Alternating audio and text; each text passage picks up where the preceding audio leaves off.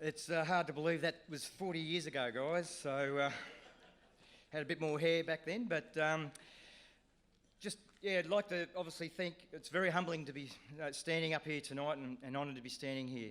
I really do appreciate it. The North Albury Footy Club has played a huge part of my early life and certainly helped shape my life. Certainly remember as a kid, before 8, 10 years of age, watching me heroes like Stan Sargent and Albie Smiths, Johnny Smith and Gary Stiles, who was actually my favourite player. So to end up playing for the Hoppers was certainly a dream come true. I met so many great people here. Having been brought up by my beautiful mum who was a single parent and not having any father mentors at home, I was so lucky to be involved with the club at such an early age of 12, and to have that male mentor bonding, which I was craving for, because I could have easily gone off the rails as a kid. I started playing, as it was mentioned, with the under-13s with Laurie Henry and Max Gifford as our coaches, and Max's son Ross, who's one of my best mates, is here tonight. Max, they were amazing, and Max, as you know, was North Albury through and through. He was like a real father figure to me, and we went through that season undefeated. What I learnt from that year was that Max and Laurie, the training drills were just amazing. Some of the stuff we learned at an early age, like kicking on your opposite side, handballing, and what I used to love was training in the wet weather, picking up the ball flat out. So it was that sort of stuff that Max and Laurie did, which was really good. After that, I played under 15s and 16s with the Hoppers, and then had 2 seasons in the thirds.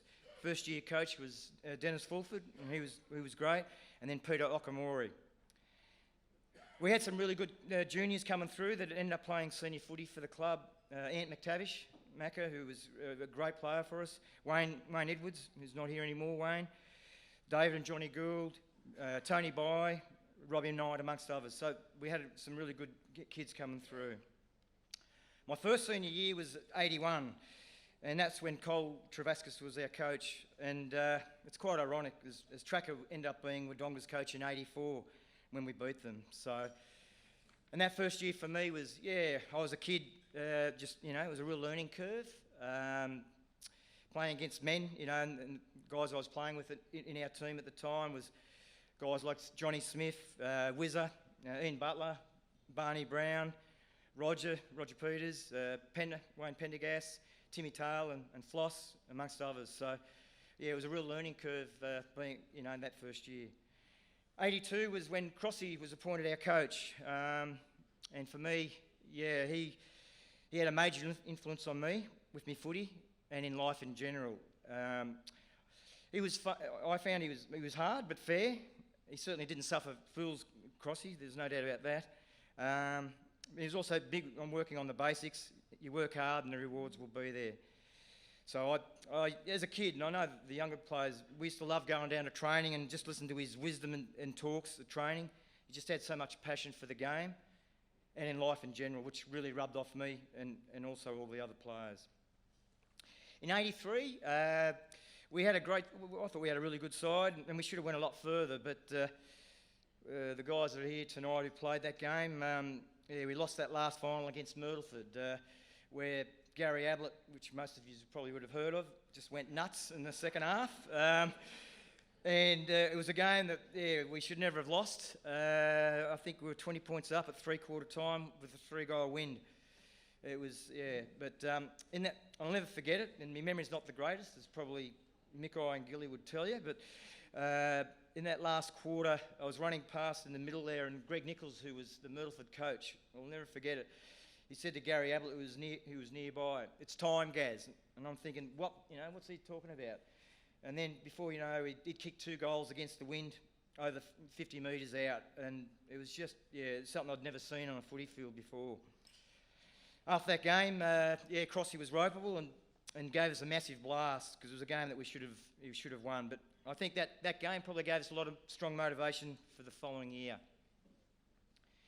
And then 1984, it was, as Rod mentioned in the talk, where do you start? It was just a massive year for the club. we started pretty slowly. I think we only won 5 of our first 10 games. And then the big bombshell, Merv McIntosh spoke to the whole group one night in the old club rooms to say that the club was broke, and if we don't take pay cuts immediately and reduce the debt, the club would fold. It was, it was pretty heavy stuff. So all the players were asked to rev up their current contracts.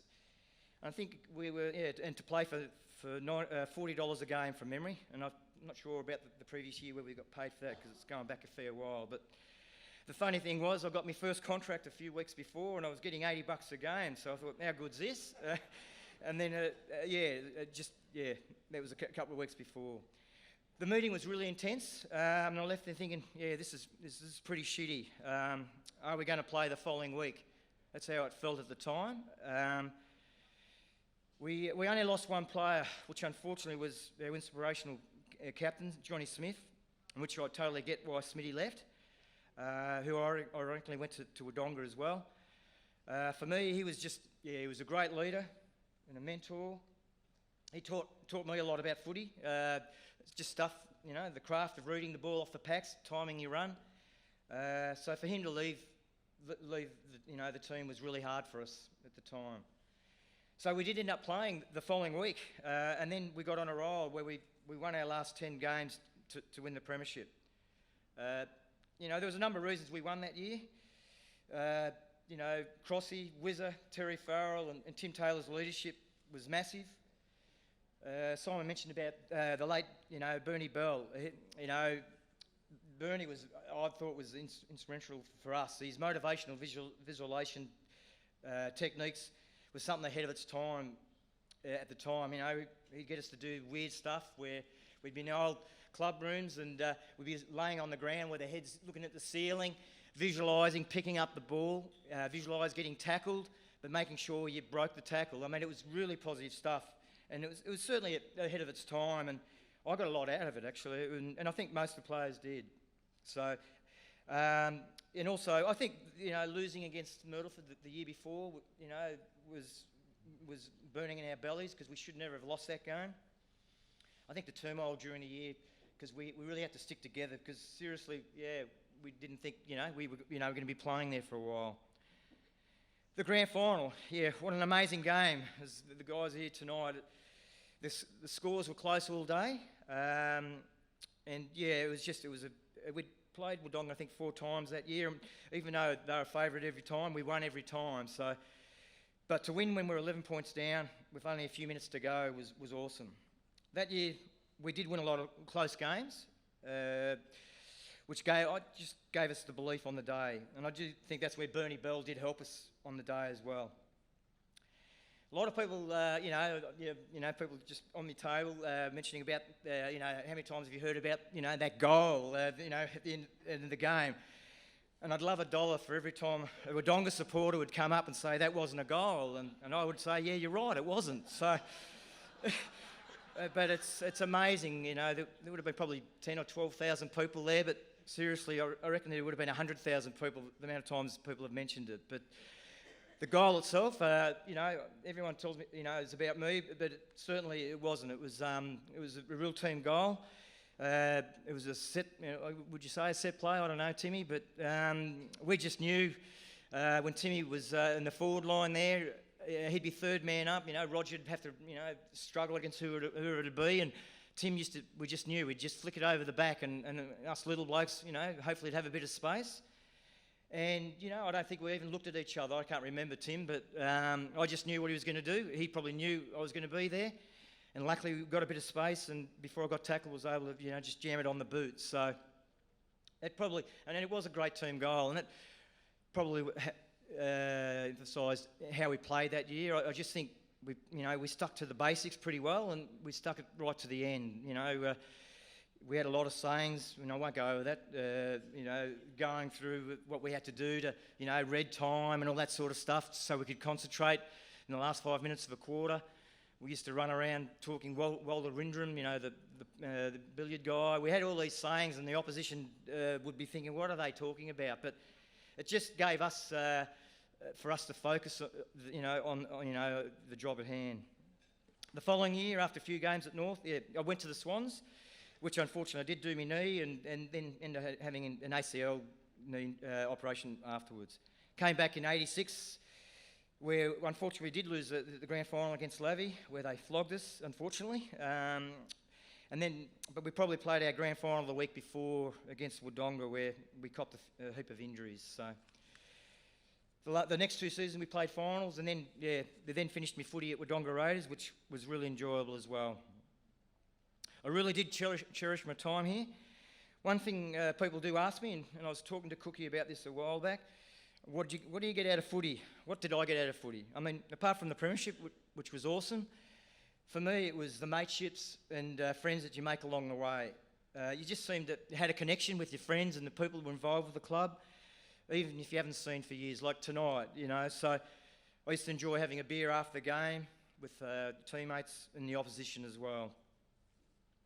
As I mentioned earlier, I was so lucky to have so many great mentors along the way. My first coach was Roger McLean, which is me under 8s and 12s coach at Lavington Little League. Max Gifford, who I mentioned before, was great. Ian Doggy Rollins, which Simon mentioned as well, a great North Albury person. He was also my boss at Borg Warner. He was great. So if I had an injury at work, he'd, if I sprained an ankle or whatever, he'd just let me sit in his office for the whole week. So I could just, be ready to play footy. He didn't care, you know. So I thought, how good's this? But anyway, so Doggy was awesome for that. So obviously I didn't miss any games in '84, and it's probably because of Doggy.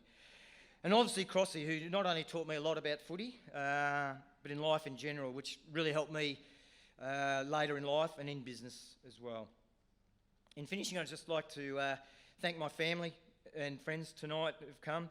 My 2 beautiful girls, Meg and Tess, my brother Peter and his wife Michelle, who have been such a great support along the way, my partner Penny, who unfortunately couldn't be here tonight, and obviously all my old teammates. 2 people who played a huge part in my life who aren't here anymore: Jules, my ex-wife, who was always there for me, and my mum, a bit like what Simon said, and happy Mother's Day to all the mums out there. My mum, she was my hero. She was my greatest fan. She really busted her butt and sacrificed her life, having 2 jobs to enable my brother Pete and myself to have a great childhood. And finally, I just want to thank the committee for being inducted into the Hall of Fame. It is really humbling, and I want to congratulate the other Hall of Famers as well. Thank you.